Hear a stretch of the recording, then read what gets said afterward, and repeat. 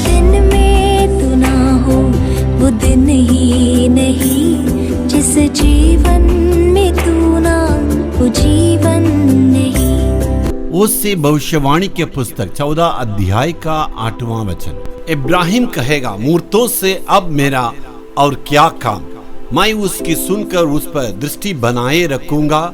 मैं हरे जानवर सा हूं, मुझसे तू फल पाया करेगा। इब्राहिम क्या कहेगा? इसके बाद मूर्ति में मुझ में कोई संबंध नहीं है।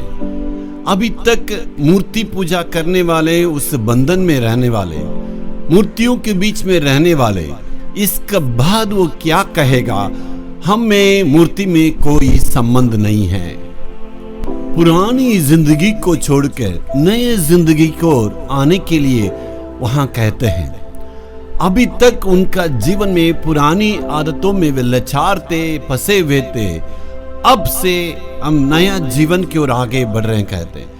आपको मालूम है नया जिंदगी कहां से शुरू होती? जिस दिन पुरानी जिंदगी अंत होती, वहां से नया जीवन की शुरुआत होती है। इसलिए मेरे प्यारों, नया जिंदगी का मतलब है मन फिराव की आवश्यकता है। यदि परमेश्वर की ओर से आशीष को प्राप्त करना है, उनसे भलाई को अगर प्राप्त करना है, तो पुरानी आदतों को छोड़ने की आवश्यकता है। इसका मतलब मन फिराव की आवश्यकता है। परमेश्वर सबसे निवेदन के रूप में कहा जाता है, मन फिराने की आवश्यकता है।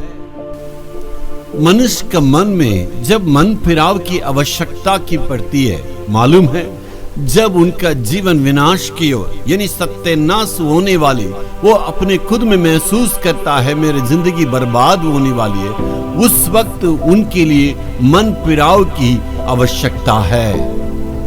जब वो व्यक्ति पैसा के लोभ में फंस जाते हैं, इस दुनिया की अभिलाषा में फंस जाते हैं और बंधनों में फंस के विनाश की ओर, बर्बाद की ओर आगे बढ़ने के वक्त में खुद आजादी को महसूस करता है, उनके लिए आजादी की जरूरत है। इसका मतलब विनाश से बचने के लिए उनको मन फिराव की आवश्यकता है।